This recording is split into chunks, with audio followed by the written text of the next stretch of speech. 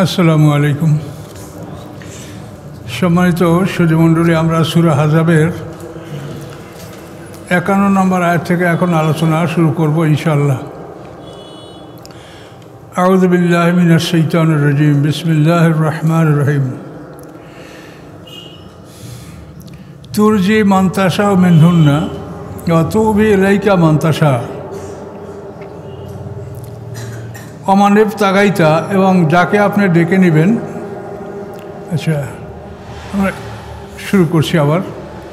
তুরজি মান তাশাউ মিনহুন্না, আল্লাহ বলেন তাদের থেকে যাদেরকে আপনি মনে করেন তাদেরকে আপনি দূরে রাখতে পারেন। অর্থাৎ রসুল সাল্লাল্লাহু আলাইহি ওয়াসাল্লামের পারিবারিক বিষয়ে কথাগুলো বলা হচ্ছে। তো আল্লাহ রসুলের 11 বিবাহ, তার মধ্যে 9 স্ত্রী মৃত্যু পর্যন্ত ছিলেন, আর 2 জন বিবি খাদিজা এবং জয়নব বিনতে খুজাইমা, এই 2 জন ইন্তেকাল করেছিলেন 11-র মধ্যে, আর 9 জন ছিলেন সর্বদা। তো আল্লাহ তাআলা তার রাসূলকে একটা স্বাধীনতা দিচ্ছেন। সেটা হলো যে এই 9 স্ত্রী আপনার, এর মধ্যে থেকে আপনি যদি কাউকে মনে করেন যে তাকে দূরে রাখবেন, তা আপনি রাখতে পারেন, কোনো আপত্তি নেই। তুবি ইলাইকা, এবং যাকে আপনি নিজের কাছে আশ্রয় দিতে চান তাকে আশ্রয় দিতে পারেন। মানে আল্লাহ রাসূলকে অতিরিক্ত সুযোগ আল্লাহ দিলেন। আমা নেব তাকাইতা মেম্মান আজালতা, এবং যাকে আপনি ডেকে পাঠাবেন, ডেকে নেবেন, তাদের মধ্যে হচ্ছে যাদেরকে আপনি দূরে রেখেছেন। আপনি তাদেরকে দূরে রেখেছেন, কিন্তু তাদের মধ্যে থেকে কাউকে যদি ইচ্ছা করেন তা আপনি ডাকতে পারেন, তাতেও আপনার কোনো অপরাধ নেই। ফালা জুনা আলাইকা, এ ব্যাপারে আপনার উপরে কোনো অপরাধ নাই। তাহলে এখন দেখেন, নবী রাসূলদের জীবন সম্পূর্ণরূপে আল্লাহ নিয়ন্ত্রণ করেন। যে স্ত্রীদের ব্যাপারে আইন আছে যে পালাক্রমে স্ত্রীদের সাথে রাত যাপন করবে, কিন্তু রাসূলকে আল্লাহ তাআলা এখানে স্বাধীনতা দিলেন যে আপনি ইচ্ছা করলে কাউকে দূরে রাখতে পারেন, ইচ্ছা করলে কাউকে কাছে রাখতে পারেন, এবং যাকে দূরে রেখেছেন তাকে ইচ্ছা করলে আপনি ডাকতে পারেন, তারও আপনার কোনো অসুবিধা নেই। ফালা জুনা আলাই, এর কোনোটাই আপনার কোনো অপরাধ হবে না। জালিকা আদনা, এগুলি নিকটতম। আল তাকার আয়ন হন না, যে সন্তুষ্ট হবে তাদের চক্ষু, শান্ত হবে তাদের চক্ষু, আর তাদের চোখের প্রশান্তি, যে আপনি তাদেরকে ডাকবেন বা দূরে রাখবেন, যাকে ইচ্ছে তাকে ডাকবেন, এসবগুলি হলো তাদের চোখের সন্তুষ্টি। ওয়ালাইহা জান্না, এবং তারা যেন দুশ্চিন্তা এবং দুঃখ না করে। আল্লাহ রাসূলের জন্য যে বিধান দিচ্ছেন, এতে স্ত্রী যেন দুঃখ না করে। ওয়ারদিনা, এবং তারা যেন রাজি থাকে। বেমা আতাইতা হন না, যা আপনি তাদেরকে দিয়েছেন। কুল্লুন না, সবাইকে আপনি যা দিয়েছেন তাতে যেন তারা রাজি খুশি থাকে। তার কারণ রাসূলের স্ত্রীগণ মক্কা বিজয়ের পরে তারা কিন্তু বেশি একটু সম্মানজনক খোরপোশ জীবনযাপনের দাবি করেছিলেন, এবং আল্লাহ রাসূল সেটা গ্রহণ করেন নাই, বরং 1 মাস পর্যন্ত তাদের থেকে দূরে থাকার শপথ করেছিলেন আল্লাহ রাসূল। এটা তাবুক যুদ্ধের আগে ঘটনা। তো এখানে আল্লাহ তাআলা আবারও তাদেরকে উপদেশ দিচ্ছেন যে ওয়ারদিনা বেমা আতাইতা হন না কুল্লুন না, তারা যেন রাজি থাকে উহাতে যা আপনি দিয়েছেন তাদের সবাইকে। সকল স্ত্রীরাই আল্লাহ রাসূলের কাছে আত্মসমর্পণ করেছে। তারা সবাই বলেছে যে আপনি যেভাবে আমাদেরকে জীবনযাপনের জন্য ব্যবস্থা করেন এটা আমরা মেনে নিচ্ছি, আমরা আপনার কাছে অতিরিক্ত দাবি করব না। আল্লাহু ইয়ালামু মা ফি কুলুবিকুম, আল্লাহ জানেন যা তোমাদের অন্তরে আছে। ওয়াকানাল্লাহু আলিমান হালিমা, এবং নিশ্চয়ই আল্লাহ তাআলা সব কিছু সম্পর্কে অবগত, জ্ঞানী এবং মহা ধৈর্যশীল।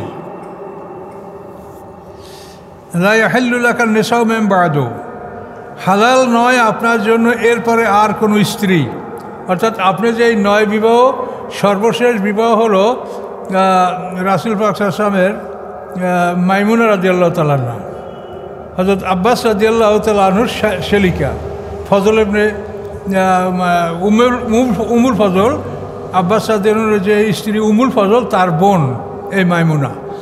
তো হুদায়বিয়া সন্ধির থেকে আল্লাহ রাসূল হুদায়বিয়ার পরে উমরাতুল কাজা, হুদায়বিয়া সন্ধি হয়েছে 6ষ্ঠ হিজরিতে, উমরাতুল কাজা করছেন আল্লাহ রাসূল 7ম হিজরিতে। এই উমরাতুল কাজা করে ফেরার পথে আল্লাহ রসুল এই মাইমুনা রাদিয়াল্লাহু তাআলা আনহার সাথে আকদ করেছেন। এইটি আল্লাহ রসুলের সর্বশেষ বিবাহ। এখন আল্লাহ বলে দিলেন যে লা ইয়াহিল্লু লাকা নিসাউ মিন বা'দু, এরপরে আপনার আর কোনো স্ত্রী আপনার জন্য আর বৈধ নয়, আর আপনি বিয়ে করতে পারবেন না। দেখেন যে নবী রসুলকে আল্লাহ তাআলা কীভাবে নিয়ন্ত্রণ করেন। তারপরও যারা সমালোচনা করে, তাদের ভাগ্য খারাপ, তারা নবীদের সমালোচনা করে। তিনি আয়েশার দিকে বিয়ে করছেন, তো অমুক করছেন, এত বিয়া তত বিয়া। এগুলি তোমাদের কথায় না, যে আল্লাহ সৃষ্টি করছেন এটা তার আইন, তার বিধান। অমান্য করলে শাস্তি আছে। সারেন্ডার করো, আল্লাহর কাছে আত্মসমর্পণ করো, নবী রসুলদের সম্মান দাও এবং জানো যে আল্লাহ কি বলেছেন। এখন দেখেন পৃথিবীর অন্য কোনো মানুষ এরকম বসে যে এরপর থেকে তুমি আর বিয়ে করতে পারবে না। কোনো বৃদ্ধ মানুষের স্ত্রী মারা গেল, এখন হয়তো বেশি দিন হয়তো বাঁচবে না, 2-1 বছর বাঁচতে পারবে, 6 মাসেও তার মৃত্যু হতে পারে, কিন্তু আল্লাহ বলছে যে এই অবস্থায় তোমরা বিয়ে করবে না, এতো বলেন নেই। কিন্তু রাসূলকে বললেন 7ম হিজরিতে, তারপরেও তো আল্লাহ রসুল 3 বছর বেঁচে ছিলেন, 3-3.5 বছর। এ সময় আল্লাহ আদেশ দিয়ে দিলেন লা ইয়াহিল্লু লাকা নিসাউ মিন বা'দু, এরপরে আপনার জন্য আর কোনো স্ত্রী বৈধ নয়। ওয়ালান তাবাদ্দালা বিহিন্না মিন আজওয়াজিন, এবং তাদের পরিবর্তে কোনো স্ত্রী আপনি বদলাতেও পারবেন না। এই 9 জন আছে, কাউকে বদলিয়ে কাউকে আনবেন তাও আপনি পারবেন না। ওয়ালাউ আ'জাবাকা হুসনুহুন্না, যদিও খুশি করে আপনাকে তাদের সৌন্দর্য দেখে যদি আপনি মোহিত হন, অভিভূত হন, তবুও কোনো স্ত্রী আপনি পাল্টাতেও পারবেন না। হ্যাঁ পারবেন কি, ইল্লা মা মালাকাত ইয়ামিনুক, আপনার ডান হাতের দ্বারা আপনি যাদের মালিক হবেন, যুদ্ধ বিগ্রহের মাধ্যমে যে দাসী হস্তগত হবে, সেই দাসীদের আপনি মালিক হতে পারবেন, কিন্তু আর বিবাহ করতে পারবেন না। এটা আল্লাহ তাআলা তার রাসূলকে বলে দিলেন। তো এইসব বিষয়ে এটা চিন্তা গবেষণার বিষয় যে নবী রসুলরা কখনো নিজের ইচ্ছায় কোনো কাজ করেন না। আল্লাহ রসুল কোরআশ বংশের ছেলে, সুন্দর সুন্দর স্বাস্থ্যবান সুদর্শন পুরুষ, ইচ্ছা করলে 25 বছর এসে আরবের কত সুন্দরী নারী কুমারীকে বিয়ে করতে পারতেন, কিন্তু আল্লাহর হুকুম হয়েছে যে তুমি খাদিজাকে বিয়ে করো, যার জন্য সে 25 বছর বয়সে 40 বছর বয়স্কা স্ত্রীকে গ্রহণ করলেন। আবার বিবি খাদিজা ইন্তেকাল করলেন, তারপর তিনি সওদা বিনতে জামাকে বিবাহ করলেন আল্লাহ রসুল। খাদিজা ইন্তেকালের পরে তারপরেই আবু বকর সিদ্দিক আয়েশা সিদ্দিকাকে রাসূলের সাথে আকদ করে দিলেন। রাসূল তাকে প্রস্তাব করেন না যে আমি আপনার মেয়ে বিয়ে করব। আবু বকর সিদ্দিক নিজের পক্ষ থেকে, এগুলি সবই আল্লাহর হুকুম। কাজে নবী রসুলদের ব্যাপারে যারা বেয়াদবি করে তাদের কপাল পড়বে, এটা বিবেচনা করেন যে আল্লাহ তাআলা কীভাবে তাদেরকে নিয়ন্ত্রণ করছেন, যে আপনি এরপর আর বিয়েও করতে পারবেন না, কোনো স্ত্রী পাল্টাতেও পারবেন না। কিন্তু দাসী যদি হস্তগত হয় বা কোনো যুদ্ধের দাসী আপনার হাতে আসে, তার থেকে আপনি দাসী গ্রহণ করতে পারবেন, কিন্তু আর স্ত্রী গ্রহণ করতে পারবেন না, বদলাতেও পারবেন না। ওয়াকান আল্লাহ আলা কুল্লি শাইইন রাকিবা, এবং আল্লাহ তাআলা সব বিষয়ের উপরে সূক্ষ্ম দৃষ্টি রাখেন। রাকিব মানে কি? সূক্ষ্ম দৃষ্টি রাখেন।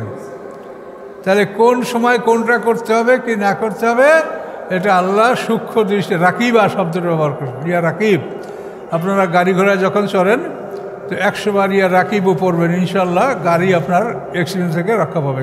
রাকিব, এ আল্লাহ তাআলা সূক্ষ্মদর্শী, কাজে আপনি তার উপরে ন্যস্ত করছেন, সে আপনার গাড়ি দেখাশোনা করবে। আপনার পশু পাখিও যখন ছেড়ে দেবেন, ইয়া রাকিবও 7 বার পরে ফুঁক দিয়ে ছেড়ে দেবেন, তো আল্লাহর ইচ্ছা হলে ওরা হেফাজতে থাকবে। রাকিব মানে আল্লাহ তাআলা সূক্ষ্মদর্শী, আল্লাহ 99 নামের মধ্যে একটা নাম। আচ্ছা, এখন আরও পারিবারিক কথা বলা হচ্ছে। ইয়া আইয়ুহাল্লাযীনা আমানু, হে ঈমানদারগণ, লা তাদখুলু বুয়ুতান নবী, তোমরা নবীর গৃহে প্রবেশ করবে না, ইল্লা আইয়ুযানা লাকুম, ব্যতীত যে তোমাদেরকে অনুমতি দেওয়া হয়, অর্থাৎ অনুমতি ব্যতীত নবীর গৃহে তোমরা প্রবেশ করবে না।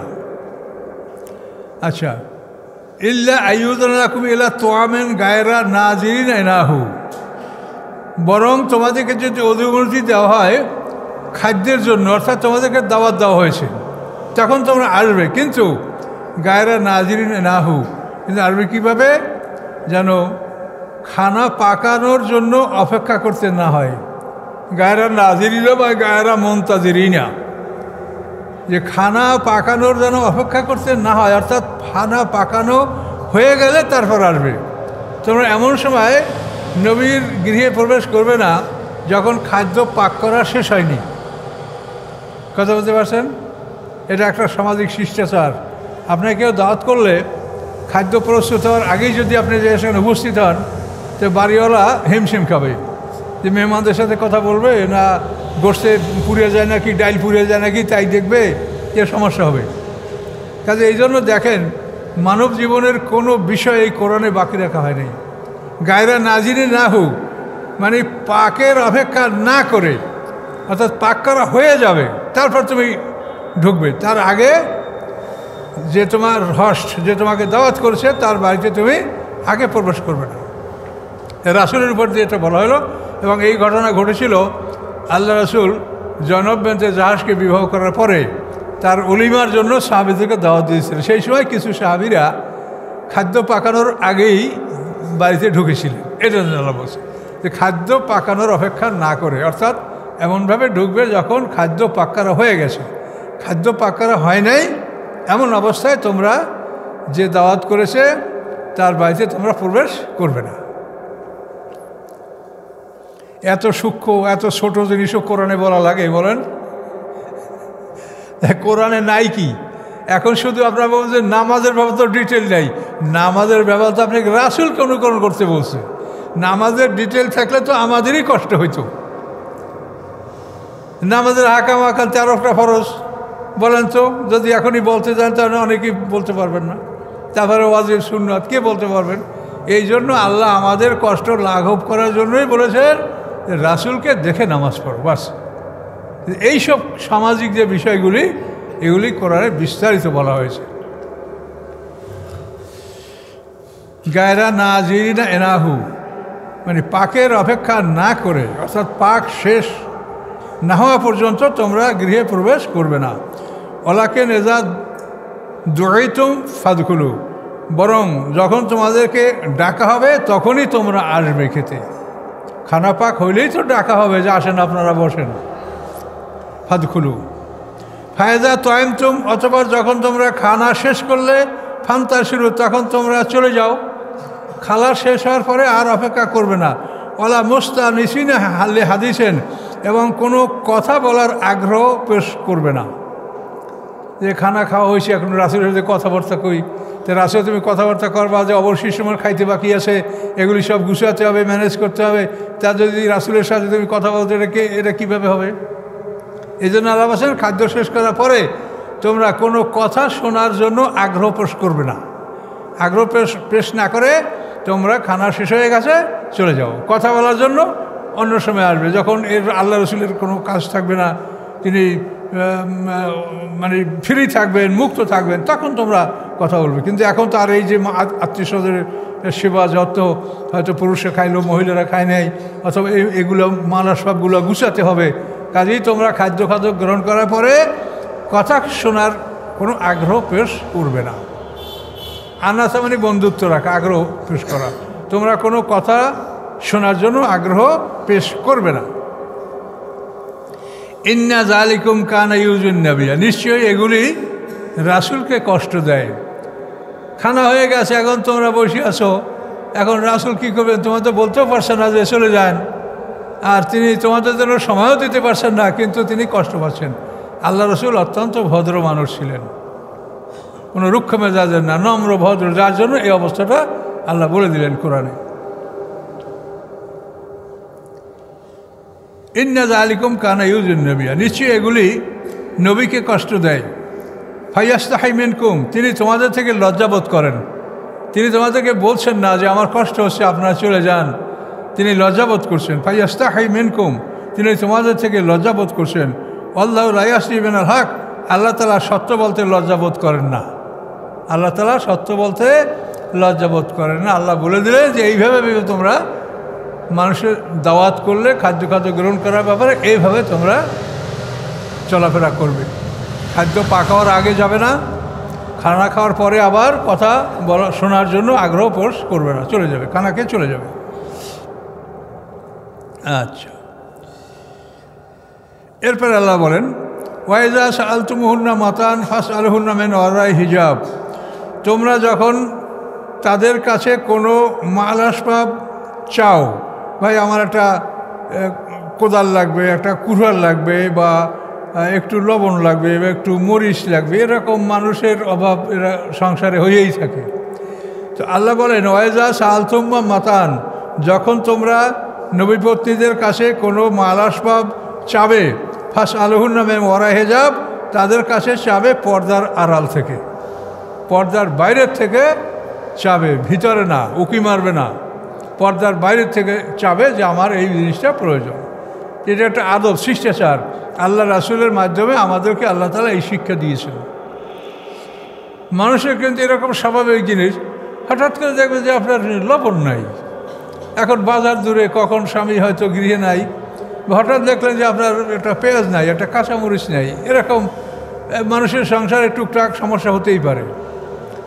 তো এইটা কিন্তু সূরা মাউনে বলা হয়েছে, ওয়াম নাউন আল মাউন, এই মাউন শব্দে কিন্তু এই ব্যাখ্যাগুলো করা হয়েছে যে সামান্য প্রয়োজনীয় জিনিস এটা দিতে জানো কেউ কৃপণতা না করে, এটা চাইলে তুমি দিয়ে দাও। তোমার একটা কুড়াল, কোদাল, খুন্তা তুমি একেবারে ধুয়ে মুছে তেল মাইকে রেখে দিয়েছো, একজন প্রতিবেশী চাইছে, তুমি দিতে পারছো না, মায়া লাগতেছে, এটা আমি তেল মাইকে ধুয়ে রেখে দিয়েছি, না, এটা যদি তুমি করো তা আল্লাহ বলছেন ওয়াম নাউন আল মাউন, যে এই মানে এদের উপর অভিশাপ, এই সুরের আগে কি আছে। তো এভাবে আপনার কাছে কোনো কেউ কিছু ধার চাইলে আপনি ধার দিবেন, সওয়াব পাবেন, আবার কষ্ট করে আপনার মালটা আপনি পরিষ্কার করে রাখেন, আপনার কিছু ক্ষতিও হতে পারে, তাও আপনি মেনে নেন, আপনি তো আল্লাহ দরবারে বড় সওয়াব পাবেন। এই জন্য আল্লাহ বলছেন তাদের কাছে তোমরা কিছু চাইলে পর্দার আড়াল থেকে চাবে। জালিকুম আতহারুলি কুলুবিকুম ও কুলুবিহিন্না, এবং এগুলি পবিত্র তোমাদের মনের জন্য এবং তাদের মনের জন্য, তোমাদের মনও পবিত্র থাকবে, তাদের মনও এভাবে পবিত্র থাকবে। আমা কান আলাকুম আন্তুজু রাসূলুল্লাহ, তোমাদের পক্ষে শোভনীয় নয়, বৈধ নয়, আন্তুজু রাসূলুল্লাহ, যে তোমরা আল্লাহ রাসূলকে কষ্ট দিবে। তা আল্লাহ রাসূলকে কোনো কথায় কর্মে তোমরা যেন কষ্ট না দাও, অত্যন্ত আদবের সাথে রাসূলের সাথে অ্যাপ্রোচ করবে, তার সাথে তাকে সম্বোধন করবে। আর ওয়ালান তানকিহু আজওয়াজাহু মিন বাদি আবাদা, এবং তোমরা কখনো বিয়া করবে না তার স্ত্রীগণকে মিন বাদি, তারপরে, অর্থাৎ তার ইন্তেকালের পরে, আবাদা, কখনোই না। নবীপত্নীগণ আমাদের মা, তাদেরকে বিবাহ করার যেন কখনোই কোনো কল্পনা আমাদের মনে না আসে। তো নবীপত্নীগণ আমাদের মা, কিন্তু এই মাদের যারা বোন তারা কিন্তু আমাদের খালা না, এটা মনে রাখতে হবে। কথা বলতে পারছেন? শুধু নবী স্ত্রীগণই আমাদের মা, তার বোনও আমাদের খালা না, আর তার মেয়েও আমাদের জন্য মুহাররম না।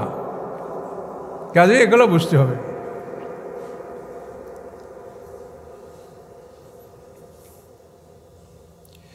ওয়ালান তানকিহু আজওয়াজাহুম মিন বাদি আবাদা ইন্না যালিকুম কানা ইনদাল্লাহি আযীমা, নিশ্চয়ই এগুলি, তোমাদের এই বিষয়গুলি আল্লাহর কাছে অত্যন্ত বড় বিষয়।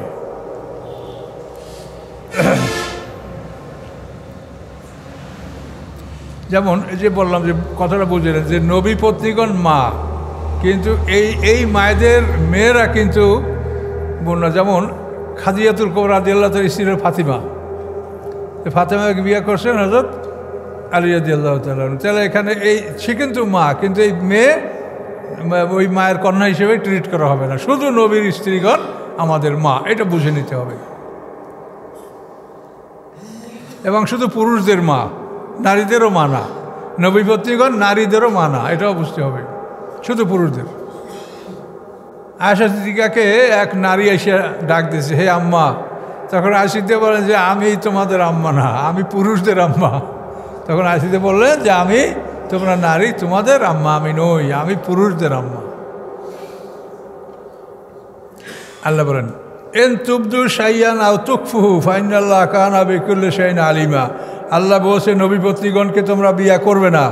এখন বলে এন তুবদু শাইয়ান, তোমরা যদি কিছু প্রকাশ করো, আও তুকফু, অথবা গোপন রাখো, নিশ্চয়ই আল্লাহ তাআলা সব বিষয় সম্পর্কে অবগত আছেন। কাজে মনে মনেও যদি কল্পনা করো নবী পত্নীগণকে বিয়ে করার, তাহলে সেটা আল্লাহ কিন্তু জানেন। খবরদার এমন চিন্তা যেন করবে না। আশের দিকে তো কিছু কম বেশি 21 বছর বয়সে বিধবা হয়েছেন। এরপরে 47 বছর বিধবা জীবন যাপন করার পরে তিনি ইন্তেকাল করেছেন এবং তিনি ওসিয়াত করেছেন যে আমি রাত্রে মারা গেলে আমাকে রাতেই দাফন করবে। এটা স্বাভাবিক, যারা মানে পৃথিবীর সবচেয়ে সুন্দর রমণী ছিল রাসূল সাল্লাল্লাহু স্ত্রীগণ। এই যে জয়নব বিনতে জাহাশ, আরবের শ্রেষ্ঠ সুন্দরী আয়েশা সিদ্দিকা, তারপর হুয়াই বিন আখতাবের কন্যা সাফিয়া, এরা সবাই। তো এই জন্য আল্লাহ তাআলা বলেছেন, সাবধান করেছেন যে তোমরা গোপন রাখো মনে কিছু অথবা প্রকাশ করো, আল্লাহ সব কিছু জানে। কাজেই মনকে ফ্রেশ করো, আল্লাহ যা বলছে এটাকে মনে প্রাণে মেনে নাও।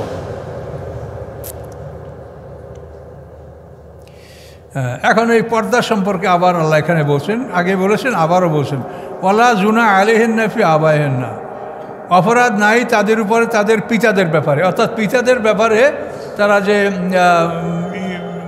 জিলবাব পরবে, যেটাকে স্বাভাবিক পোশাকের উপরে যে পোশাকটা পরতে বলা হয়েছে, এটা গাউন, বোরকা, জিলবাব, বড় চাদর। তো এগুলি হলো বাইরে বের হওয়ার জন্য এবং আজনবীদের জন্য, অপরিচিতদের সামনে এই পোশাকের ছাড়া বের হবে না। কিন্তু যারা নিজেদের পরিবারভুক্ত যারা, তাদের ব্যাপারে এটা দরকার নেই। তাদের ব্যাপারে পাজামা, জামা, ওড়না এটাই যথেষ্ট হবে। ওই বড় চাদর দিয়ে সারা শরীর ঢাকা, এটা পারিবারিক সূত্রে যারা কারা সেটা আপনি দেখেন। পারিবারিকভাবে ওয়ালা জুনা আলাইহিন্না ফি আবাইহিন্না, অপরাধ হবে না তাদের উপরে তাদের পিতাদের ব্যাপারে। পিতা বলতে যারা মুহররম, বাবা, চাচা, এইভাবে যারা মুহররম। ওয়ালা আবনাইহিন্না, এবং তাদের সন্তানদের ক্ষেত্রে ওরকম জিলবাব পরা বা বোরকা পরা এটা প্রয়োজন নাই, স্বাভাবিক পোশাকে চলাফেরা করতে। ওয়ালা ইখওয়ানিহিন্না, এবং তাদের ভাইদের ব্যাপারে, ভাইদের ক্ষেত্রেও এরকম যেটা বাইরের পর্দা ওটা প্রয়োজন হবে না। ওয়ালা আবনাই ইখওয়ানিহিন্না, এবং তাদের ভাইদের বেটা, ভাইদের সন্তান যারা, তারাও মুহররম। ওয়ালা আবনাই আখাওয়াতিহিন্না, এবং বোনের সন্তান, এই বোনের সন্তানদের ব্যাপারেও এরাও মুহররমের মধ্যে, এদের সাথে স্বাভাবিকভাবে চলাফেরা করা যাবে। ওয়ালা নিসাইহিন্না, এবং নিজেদের নারীগণ, নিজেদের নারী মানে মুসলমান নারী। ইহুদি খ্রিস্টান নারীদের সামনে স্বাভাবিক পোশাকে মেয়েরা বের হবে না, তাদের সাথে পুরুষের মতোই পর্দা করতে হবে। তার কারণ তারা অত্যন্ত ক্ষতিকর এবং কোনো রকমই যেন মুসলমানদের নারীদের সৌন্দর্য সম্পর্কে ওই ইহুদি খ্রিস্টানরা অবগত হতে না পারে, এই জন্য এই বিধান আল্লাহ দিয়েছেন। নিসাইহিন্না, নিজদের মহিলা, তোমাদের নিজেরা যারা পারিবারিকভাবে নিজেরা, এদের মধ্যে ওই রকম পর্দা লাগবে না। ওয়ালামা মালাকাত আইমানুহুন্না, এবং তোমাদের যে সমস্ত দাসীগুলি, তোমাদের ন্যায়সঙ্গত দাসী যারা, তাদের ব্যাপারেও তাদের ক্ষেত্রেও তোমাদেরকে ওই রকম স্পেশাল পর্দা করতে হবে না। আত্তাকিন আল্লাহ, তোমরা আল্লাহকে ভয় করো। ইন্নাল্লাহ কানা আলা কুল্লি শাইইন শাহিদা, নিশ্চয়ই আল্লাহ তাআলা সব বিষয়ের উপরে উপস্থিত। শাহিদ মানে উপস্থিত, সাক্ষী। সাক্ষী কাকে বলে? যে চোখে দেখেছে, যে কানে শুনেছে সে সাক্ষী না। অমুক যেটা মার্ডার হয়েছে, আপনার সাক্ষী? আর কি, হ্যাঁ স্যার আমি শুনছি অমুক যে একটা লোক মার্ডার হয়েছে, আপনি কি সাক্ষী? সাক্ষী হলো যে চোখে দেখেছে, সে হলো সাক্ষী। তা আল্লাহ বলছেন আমি শাহিদা, মানে সব অবস্থা আমি উপস্থিত, সব দেখি তোমাদের। ইন্নাল্লাহ মালাইকাতুহু ইউসাল্লুনা আলান নবী, নিশ্চয়ই আল্লাহ তাআলা এবং ফেরেশতাগণ সালাত পাঠান নবীর উপরে। তো আল্লাহর সালাত কি, নবীর ফেরেশতাদের সালাত কি, এটা আমরা বলবো। আল্লাহ ফেরেশতা এরা সালাত পেশ করেন নবীর উপরে। আল্লাহর সালাতের অর্থ হচ্ছে খাস রহমত বর্ষণ করেন, আর ফেরেশতাদের সালাতের অর্থ হচ্ছে তারা মাফ চান, ইস্তেগফার করেন, ক্ষমা প্রার্থনা করেন। আল্লাহ আপনার এই বান্দারা তওবা করেছে, আপনি এদেরকে ক্ষমা করেন। তো আল্লাহর ইস্তেগফার, আল্লাহর দুরূদ হচ্ছে খাস রহমত বর্ষণ করা। ফেরেশতাদের ইস্তেগফার হচ্ছে কি, ক্ষমা প্রার্থনা। ফেরেশতাদের দুরূদ হচ্ছে ইস্তেগফার, ক্ষমা প্রার্থনা। এটা অন্য সূরায় স্পষ্ট আছে যে আরশ বহনকারী ফেরেশতা এবং অন্য তার চারপাশে ফেরেশতারা তারা মোমেনদের জন্য দোয়া করে। যে মোমেনরা আল্লাহর কাছে তওবা করে সেই মোমেনদের জন্য ফেরেশতারা আল্লাহর কাছে দোয়া করে। তার ফেরেশতাদের সালাত আছে ইস্তেগফার, মোমেনদের জন্য দোয়া করা। আর আমাদের দুরূদ হলো রাসূলের পরে খাস রহমত বর্ষণ করার জন্য আল্লাহকে অনুরোধ করা। আমরা যে আল্লাহুম্মা সাল্লি আলা, আমরা কাকে বলি? আল্লাহুম্মা, হে আল্লাহ, আল্লাহকে বলছি আমরা আল্লাহুম্মা, হে আল্লাহ সাল্লি আলা, আপনি খাস রহমত বর্ষণ করুন মুহাম্মদ সাল্লাল্লাহু আলাইহি ওয়াসাল্লামের উপরে। তাহলে আমাদের দুরূদ হলো রাসূলের জন্য খাস রহমত বর্ষণ করার জন্য আল্লাহর কাছে প্রার্থনা করা। ইয়া আইয়ুহাল্লাযীনা আমানু, হে ঈমানদারগণ, সল্লু আলাইহি, তোমরা সালাত পাঠাও রাসূলের উপরে, ওয়া সাল্লিমু তাসলিমা, এবং বেশি বেশি করে তোমরা তাকে সালাম দান করো। আসসালাতু আসসালামু আলাইকা ইয়া রাসূলুল্লাহ, তাহলে সালাম দুটোই হয়ে গেল। তো আমাদেরকে আল্লাহ বলছেন সল্লু, মানে তার উপরে সালাত পাঠাও, অর্থাৎ ইস্তেগফারের জন্য দোয়া করো, ওয়া সাল্লিমু তাসলিমা, এবং অধিক পরিমাণে তাকে সালাম জানাও। ইন্নাল্লাযীনা ইউযুনাল্লাহ ওয়া রাসূলাহু, নিশ্চয়ই যারা কষ্ট দেয় আল্লাহকে এবং তার রাসূলকে, লাআনাহুমুল্লাহু ফিদ দুনিয়া, আল্লাহ অভিশাপ করেন তাদেরকে দুনিয়ায়, ওয়াল আখিরাতে, এবং পরকালে। ওয়া'আদ্দা লাহুম আযাবাম মুহিনা, এবং প্রস্তুত রেখেছেন তাদের জন্য অপমানজনক শাস্তি। ওয়াল্লাযীনা ইউযুনাল মুমিনিনা ওয়াল মুমিনাত, এবং যারা কষ্ট দেয় মোমেন পুরুষদেরকে, মোমেন নারীদেরকে, বেগায়রে মাকতাসাবু, এমন বিষয় যেটা তারা অর্জন করে নাই, অর্থাৎ এমন বিষয় তাদেরকে কষ্ট দিচ্ছে যে অপরাধ তারা করে নাই, তাহলে কী হবে? ফাকাদ ইহতামালু, নিশ্চয়ই বহন করলো তারা বুহতানান আযীমা, বড় মিথ্যা অপবাদ, এবং ইসমা মুবিনা, স্পষ্ট গুনাহ, পাপ। এখানে এই সালাত ও সালাম সম্পর্কে আমাদের একটু ব্যাখ্যা আছে। দুটা জিনিস বলছে, সল্লু আলাইহি ওয়া সাল্লিমু তাসলিমা। এখন সাহাবীরা বলে, ইয়া রাসূলুল্লাহ, আপনাকে সালাম দেব কেমনে তা তো আমরা জানি। কোরআনে ইব্রাহিম আলাইহিস সালামকে ফেরেশতা সালামুন আলাইকুম, তারপর আসসালামু আলাইকুম, এই কোরআনে এগুলি সব আছে। কাজী সালাম সম্পর্কে তো আমরা দেখছি কোরআনে আছে, আপনাকে আমরা সালাম দেব, কিন্তু আপনাকে আমরা সালাত কেমনে পাঠাবো এটা তো আমরা জানি না। এটা সাহাবীরা আল্লাহ রাসূলকে বলেছেন।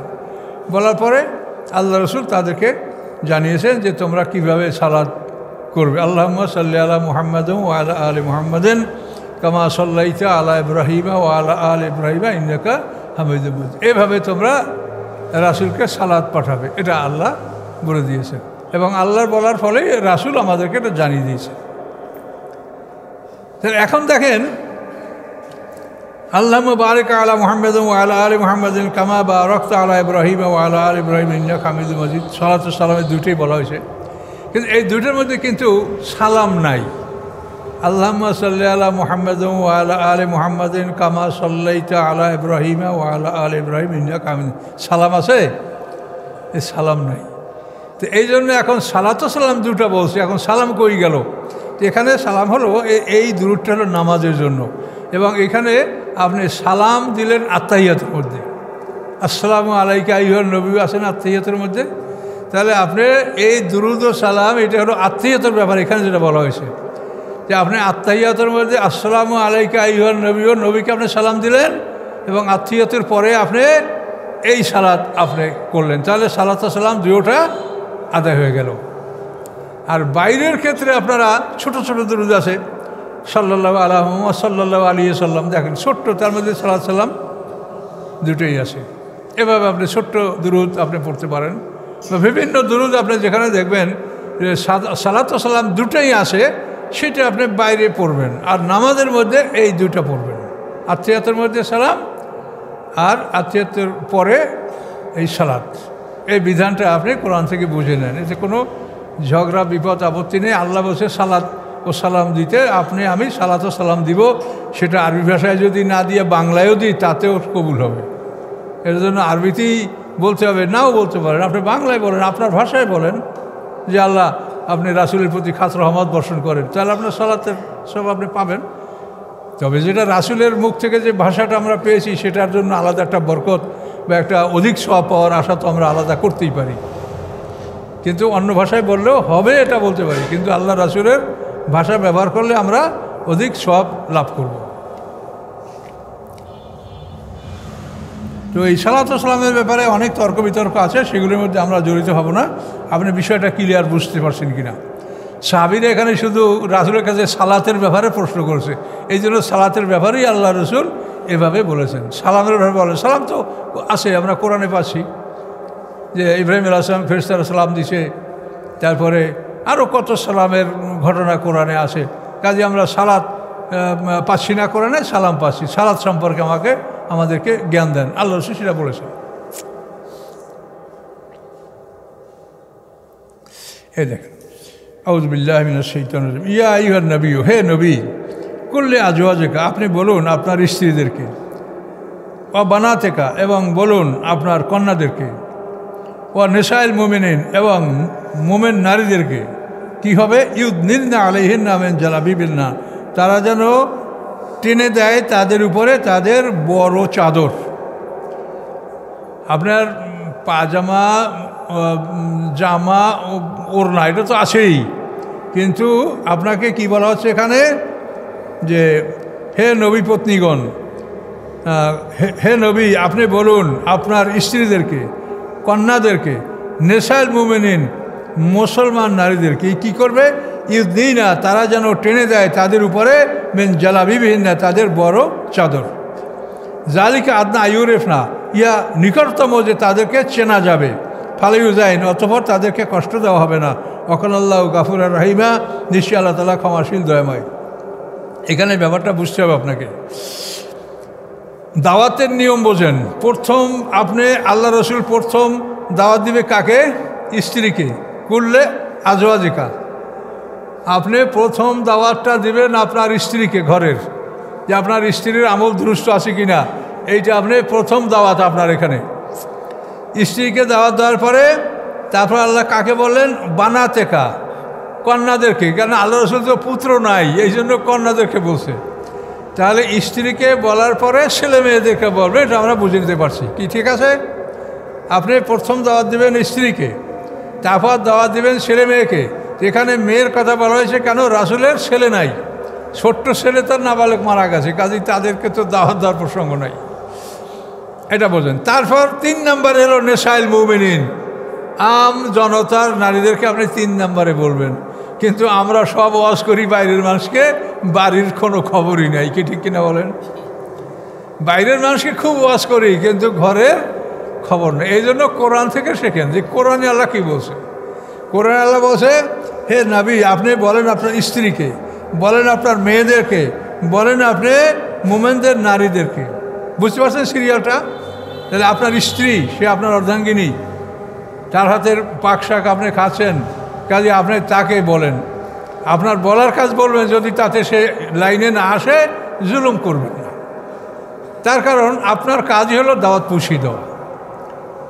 হ্যাঁ, ফেরাউনের ঘরে বিবি আসিয়া ছিলেন, নূহ আলাইহিস সালামের ঘরে কাফের স্ত্রী ছিল, লূত আলাইহিস সালামের ঘরে কাফের স্ত্রী ছিল। কাজে এটা আপনারা দেখতে পাচ্ছেন। কাজেই তাকে আপনি দাওয়াত দিবেন এবং যেটা বলার এটা বুঝিয়ে বলবেন। যদি না মানে, তাহলে আপনার দাম্পত্য জীবনে যদি ব্যাঘাত না ঘটায়, তা আপনার তাকে নিয়ে আপনি সংসার করতে পারেন, কোনো নিষেধ নেই। আচ্ছা, এই জালাবিবিহিন্না সামনে বলা হল কি? জালিকা আদনা আইউরাফনা, ইহা নিকটতম, যে তাদেরকে চেনা যাবে। এটা কি?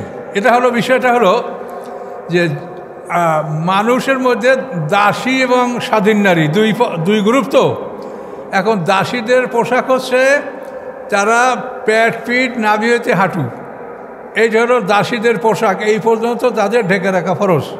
কি বুঝতে পারছেন? দাসী তো আমাদের সমাজে নাই। যদি আবার পৃথিবীতে ইসলামী যুগ ফিরে আসে, আবার মুসলমানরা ধর্মযুদ্ধ করে, তখন মুসলমানদের হাতে যদি বন্দী হয়, তখন দাসীর প্রসঙ্গ আসবে। কিন্তু এখন তো আন্তর্জাতিক আইনে এটাকে স্থগিত করে রাখা হয়েছে। তো দাসী কাকে বলে? দাসী হলো মানে ধর্মযুদ্ধে যারা বন্দী হয়েছে, বন্দী হওয়ার পরে আপনি গনিমতের মাল হিসেবে ওই দাসী আপনি ভাগে পেয়েছেন, এটা আপনার দাসী। তো এই দাসী, তার পোশাক হলো এই মানে গলার থেকে নিচে এই প্যাট পিঠ এবং কোমর থেকে হাঁটু। পুরুষের ফরজ পোশাক হলো নাভি হইতে হাঁটু। তো এর থেকে দাসীর পোশাক আরও বাড়তি, সেটা হলো প্যাট এবং পিঠ। তো এইটা হলো দাসীর পোশাক। দাসীরা কোনোভাবে হেজাব পরতে পারবে না।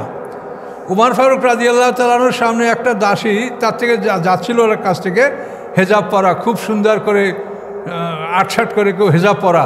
তখন উমর ফারুক একটা, এই বেকুফ, তোমাকে এই পোশাক কে পরতে বলেছে? তুমি দাসী, তুমি দাসীর পোশাক পরো, তুমি এই পোশাক পরতে পারবে না। এই জন্য দাস মোচন করার জন্য আইন রাখা হয়েছে এবং এই দাস মোচন করতে আমাদেরকেও উৎসাহিত করা হয়েছে। কাজে এই যে আইনটা মানতে হবে। এখন এই স্বাধীন নারীরা যারা বড় চাদর পরে বের হবে, তাহলে বোঝা যাবে যে এরা স্বাধীন আর ওরা দাসী। এইটার কথা আল্লাহ এখানে বলেছেন যে তোমরা যদি এইভাবে বড় চাদর পরে বের হও তাহলে বোঝা যাবে যে তোমরা স্বাধীন নারী। যালিকা আদনা আইয়ুরাফনা, এটা নিকটতম যে তোমাদেরকে চেনা যাবে। কি বুঝলেন? এখন বোঝা যাবে যে এরা স্বাধীন নারী। আর স্বাধীন নারীকে আরব দেশের লোকেরা খুব সম্মান করতো, তাদের সাথে ওই টিটকারি ইফটিজিং এইসব করার খুব সাহস করতো না কেউ। কিন্তু দাসীদের সাথে ওরা নানা রকম উৎপাত করতো। সেই জন্য আল্লাহ বলছেন যে তোমরা স্বাধীন নারীরা এই পোশাক পরবে যাতে তোমাদেরকে চিনতে পারা যায়, ফালিউজেন, এবং চিনতে পারার কারণে তোমাদেরকে কষ্ট দেওয়া হবে না, তোমাদের সাথে বেয়াদবি কেউ করবে না। কি কথা বলতে পারছেন? যে আজকের বিশ্বে যারা ভদ্র তারা দাসীদের পোশাক নারীদের পোশাক হিসাবে গ্রহণ করেছে। কি ঠিক কিনা? ভদ্র মহিলাদের পোশাক কি? দাসীর পোশাক। তাহলে মানুষ আল্লাহকে না জেনে, কোরআনকে না জেনে সে নিজেকে অপমান করছে। সে নিজের সম্মানই বুঝছে না যে আমার সম্মানটা কোথায়। সে দাসীর পোশাক পরছে হাঁটু পর্যন্ত। তো যাই হোক, আমাদের কাজ হলো কোরআনের কথা বলে দেওয়া। তো কোরআনের কথাগুলি আপনি দেখতে পাচ্ছেন যে কীভাবে একটা মানুষের মানে পারিবারিক জীবন, সামাজিক জীবন, এই সব বিষয় পুঙ্খানুপুঙ্খানুভাবে কোরআনে বলা আছে। কাজে এই জন্য কোরআন যদি আপনারা ধারাবাহিকভাবে না শোনেন তো এই কথাগুলি আপনারা কোনোদিন ওয়াজ মাহফিলে শুনতে পাবেন না। এই জন্য আপনার কাছে অনুরোধ, আপনারা সবাই জীবনের বাকি সময়টা কোরআনকে নিয়ে কাটান, কোরআন পড়েন, কোরআন শেখেন। তো আমাদের সময় শেষ। এখন আপনারা 4 রাকাত কাবলা জুমা যারা পড়েন নাই তারা 4 রাকাত কাবলা জুমা পড়েন।